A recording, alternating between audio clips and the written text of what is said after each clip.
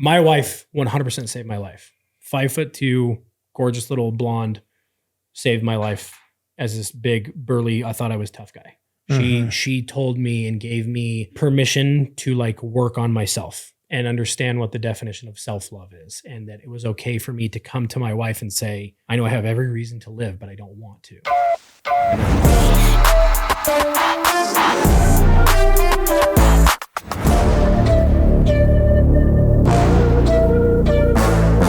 Hi, and welcome to the Flat Bill Investors Podcast. I'm Josh Zaglaski. And I'm Zach Spencer. Welcome. Exciting to be here today. We have got a monumental man of a man on the podcast today. Started his career in construction and then has made a very abrupt and nice switch into the social media and influencing world. He's got a world-class beard, and you might know him from his podcast and from some other ventures that they're doing right now. We got Logan Peterson. Thanks, Logan, man. welcome. Monumental is a strong word. No, Thank come you. on. Look at that. Look at that thing. No, you're I call good. it like grow your own jawline. You know, like you have no idea what my chin looks like. It's like the James Very Harden. well groomed. How often Yes. do you groom it? So I normally get it like a trimmer shape up probably every like 6 weeks or so. Okay. Yeah, it grows way too fast. Well, it's thick. So it's When I had mine, it was every other week. So no, Logan, you've got people would probably know you if they're watching, or if they don't, it's Dad Bods and Beards is your channel, your brand. Yeah. Tell us who you are a little bit. Yeah. So, like I said, my name's Logan Peterson. I've been doing social media for about 3 years and was trying to do the full-time job, which I was working with my brother as like the right-hand man in his construction company. We did trucking and commercial excavation and 70, 80 hours a week in the real high time of the summer, but also trying to do social media. And, you know, you go through the ups and downs of like, oh, this monetizes really well. And then they change their algorithm and you don't monetize as well. So it never really was like time to like. How long were you working with your brother, you said? Close to about 5 years. Okay. Yeah, he and I have been working together. But then, I mean, there's a million other places that we worked together growing up where he was the GM here. I was the sales guy there. I mean, I dabbled in marketing. I was an insurance agent for State Farm and Allstate for a little while and just doing the whole like young guy route. I ran, you know, door-to-door sales teams in my early 20s. And Nice. And it's like, now I'm sitting here, like if 20-something-year-old Logan can look at 35-year-old Logan, I was like, you're doing what? Yeah. Like you're doing social media? What the heck's social media? Yeah. But yeah, no, I do that. I grew up in California, we talked about, and then moved out here to Utah about 8 years ago. Lived here on and off when my wife and I were first married. Got into the funny bearded side of social media. Believe it or not, there's something called Beard Talk on TikTok. On TikTok, Beard Talk. I bet Yeah, it a would bunch be. of bearded weirdos. There's but a it's, niche and all that. it's a really fun, uplifting, supportive community. My best friend and I, I host Buds and Beards with, he owns a men's grooming company, which that'll be a really cool episode. You guys got to get him on here. Yeah, let's do it. Yeah, Tyson's awesome. And we got connected over that. We did a couple of YouTube lives and Instagram lives talking about his products and things. And we just got a couple of guys being like, hey, your guys' chemistry is too funny to not. We kicked around a podcast and we're coming up on our 2-year anniversary of the podcast. Oh, wow. That's cool. I had no There's idea. not that many men's groomers that aren't like angry. They're always happy. They're always like, I bet it's a Oh, good yeah. group. Oh yeah. I mean, that's the thing is like, it's funny of like, it's almost like an extension of like your mental health or your physical health or just like self-love because you're taking the time Yeah. to work on your appearance. And with Copper Johns, the grooming company is his motto is be proud of who you are. Because unfortunately there's a lot of men's grooming companies out there that are like Vikings and bikers and pirates like you're not a man if. His big thing is you're man enough. Like, you know, Even if you don't have a good beard, like, Yeah, would like- my beard, like, what's the length to get into some of these groups?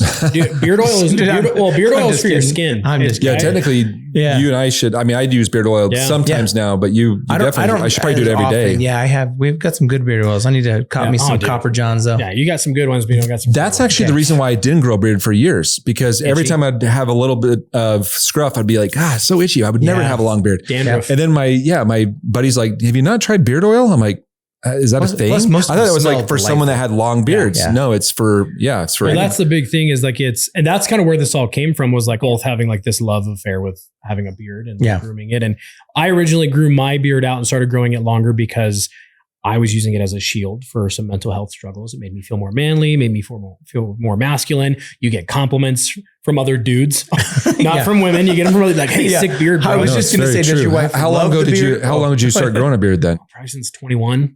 Okay. And there are a few times I had to shave it for work here and there. You know, worked for UPS for like 6 months, and then like right after I leave, they have a beard policy now. You can have one.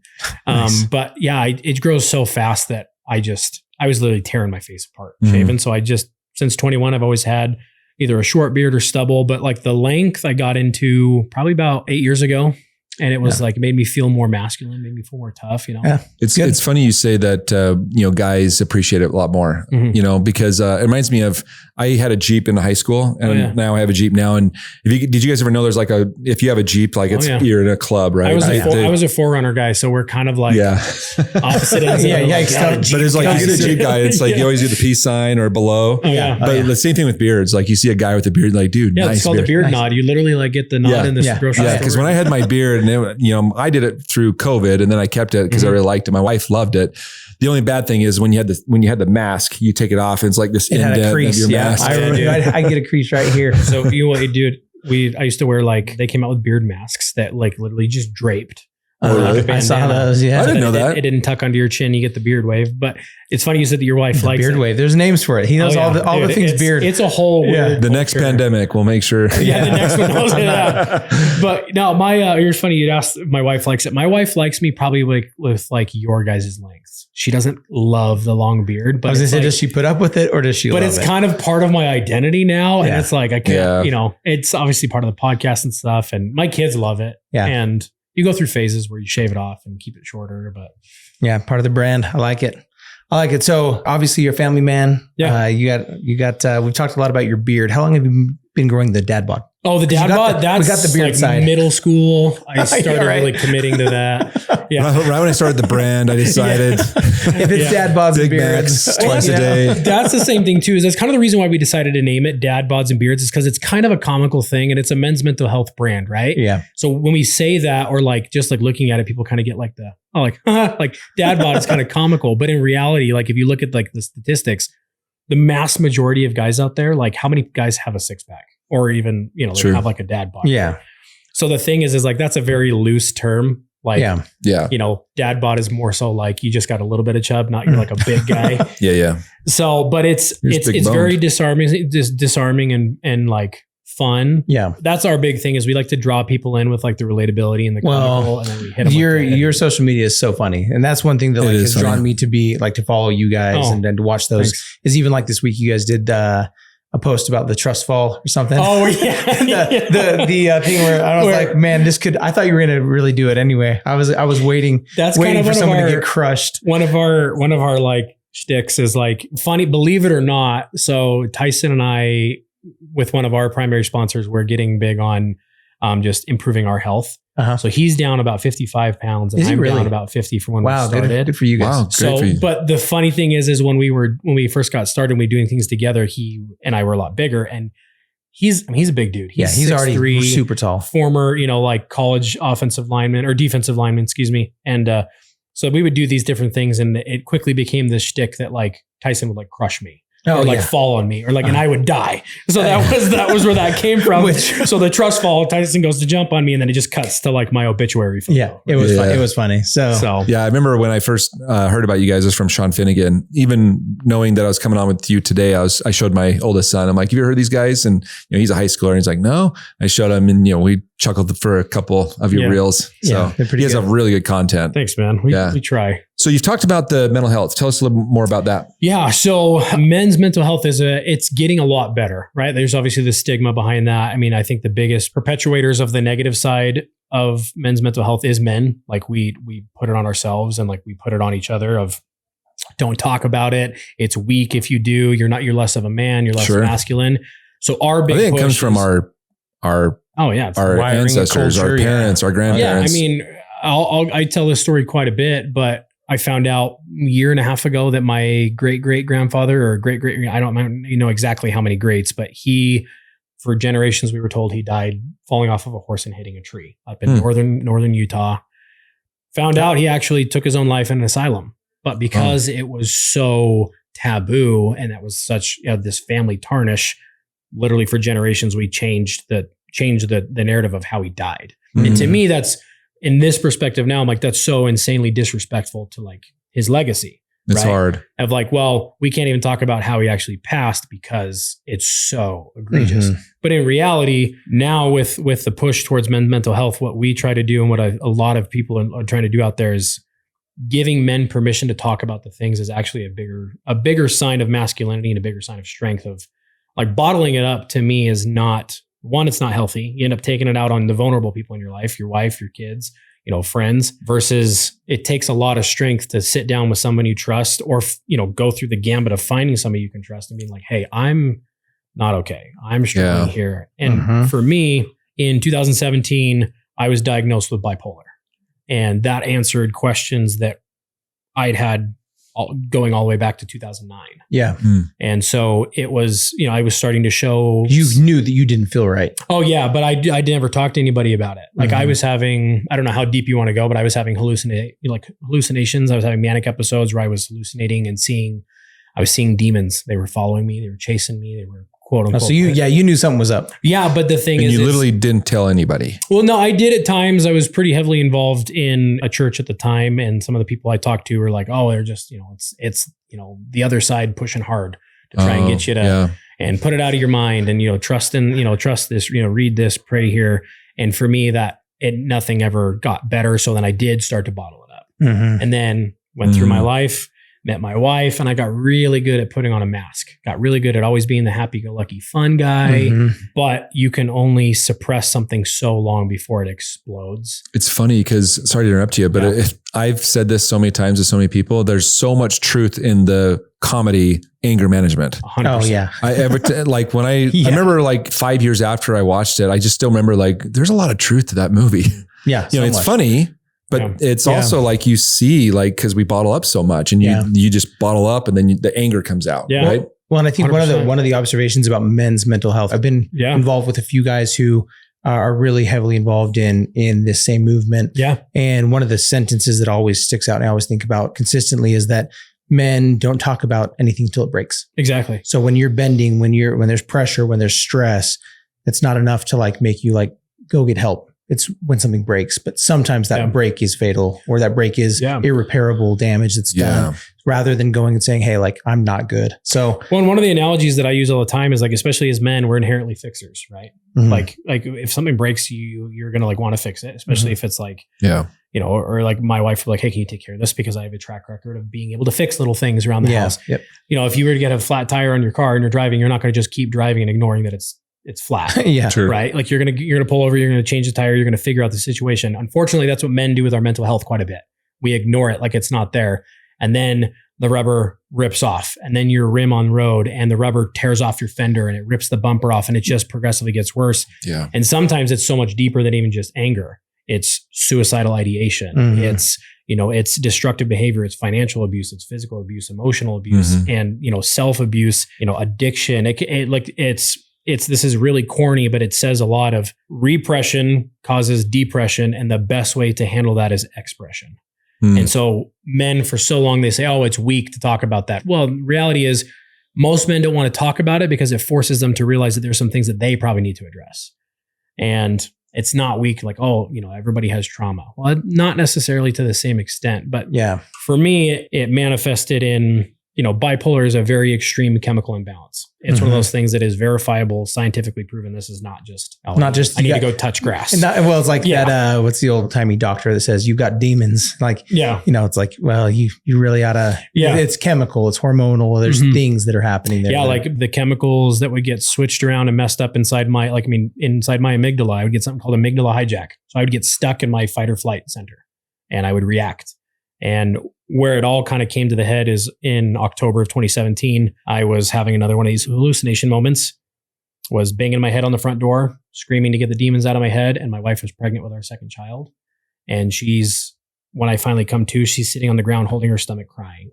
Oh man. And it's dawning on me. I'm like, I didn't know what was going on. A little bit of family intervention moment. And my parents picked me up to take me to the psychiatrist the next morning. And I blacked out and disappeared that night. And that running down a 2-lane road for just under 3.5 miles, no sidewalks, no street lamps, and ended up in a pharmacy parking lot. And the police found me. And I don't believe in coincidences because the police officer that found me saved my life. And I stayed in contact with her. Was able to finally introduce her to my wife and kids this last Christmas. Wow. And she's almost like a second mother to me, the way that she's become a mental health resource officer. But that night, I was pretty much faced with two choices once I finally came to my senses after going to the hospital, seeing a psychiatrist, getting my diagnosis. And this is a manic phase. It was a full manic episode. Yeah. And then when I finally kind of came out of it, went to the ER, went to a psychiatrist the next day. As a man sitting between your mother and father in a psychiatrist's office waiting room, and you have to ask your mom how old you are because you can't remember. Yeah. It's a very eye-opening experience. And then all the way down to my dad telling the psychiatrist she had me pegged within 5 seconds. She's like, you're bipolar. Yeah, you've got ADHD.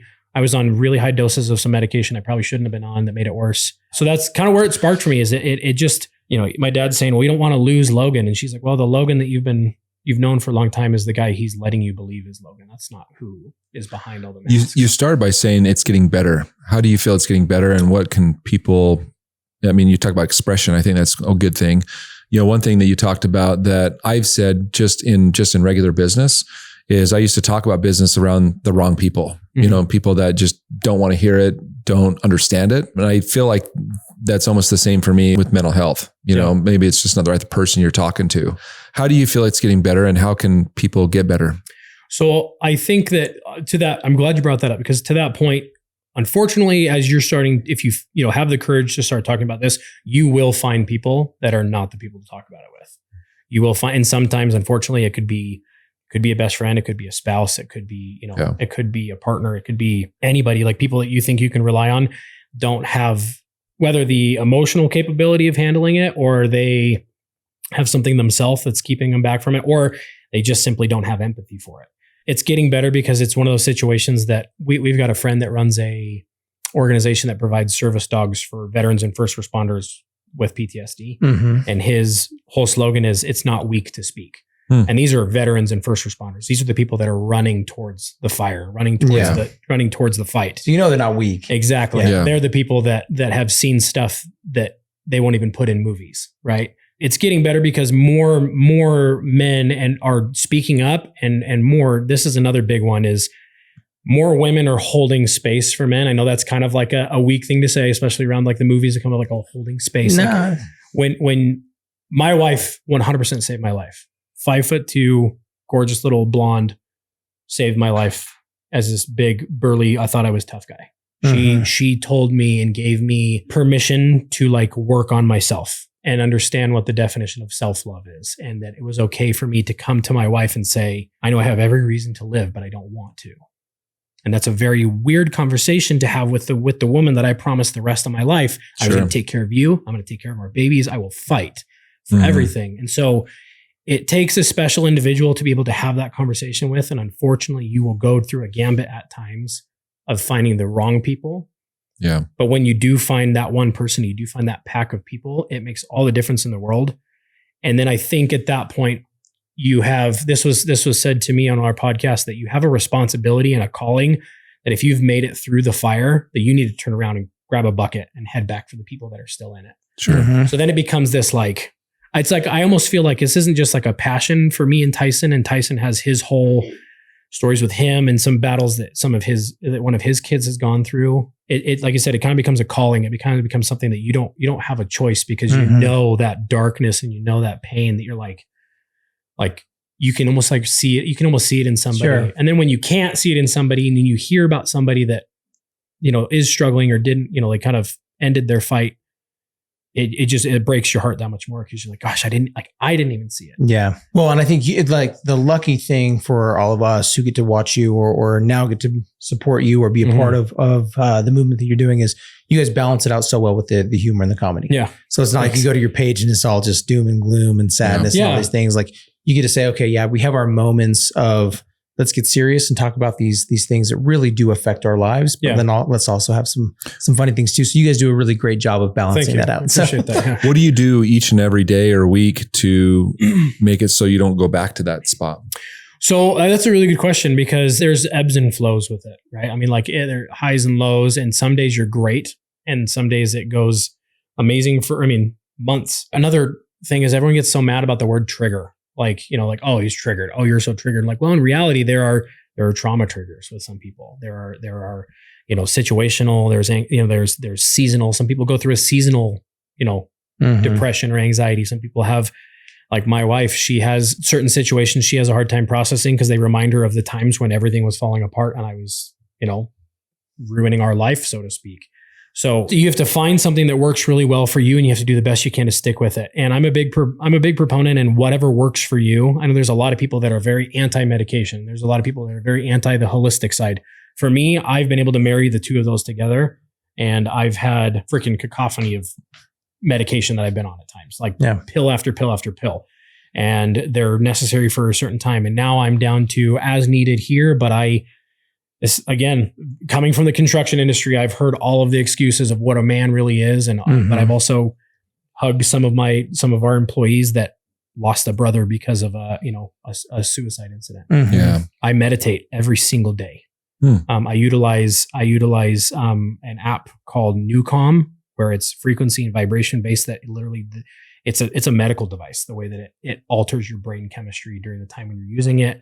And then implementing self-love practices. Like, I do things for myself because I know that as I take care of myself, I will be better for my wife, better for my kids. That's what my wife's really helped me with, because it's kind of where you started with the whole conversation, is us as men, and the things that we learn from our parents, our grandparents, and no offense to them. No, but they were trying, man. But I grew up like, be tough, be tough guy. You grew up in Morgan. I know. That makes sense. So, but my wife's, bless her heart, has really helped me become that softer side. Yeah. Like when you talk about the word trigger, I've always said that to me, 30 years ago, that word was ornery. I used to hate that word. Sure. Like, I'm not ornery, like now it's triggered to me, but it's definitely helped me. I had an interesting experience 2 weeks ago. I've coached basketball for a long time. I have two boys, senior and freshman now.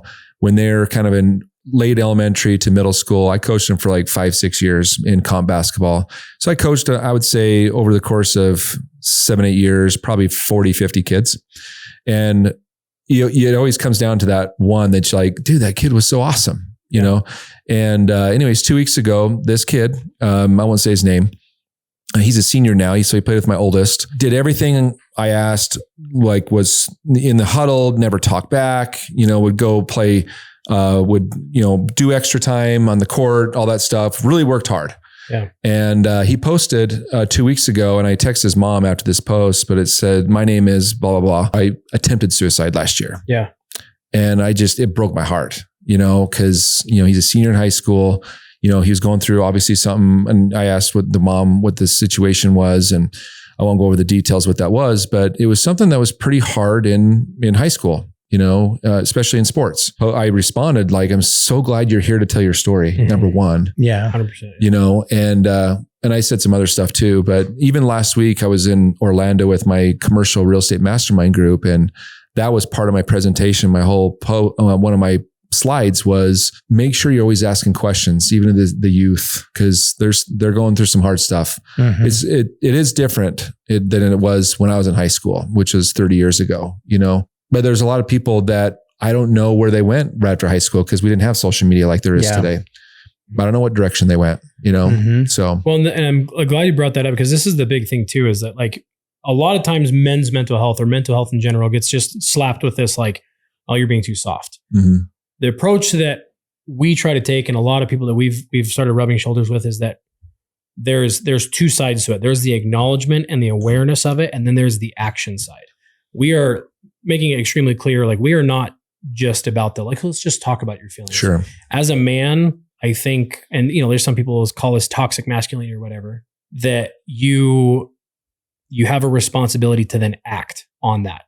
Like, okay, like there's every statistic in the world that I had to excuse myself to, like, well, I'm bipolar.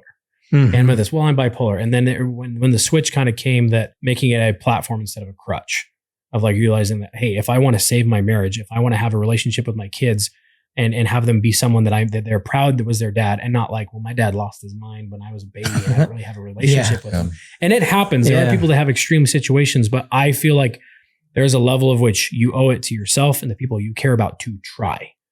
And if that means going to therapy, I'm sorry, but suck it up, go to therapy. Like, that's a phrase that people probably have never said, suck it up and go to therapy.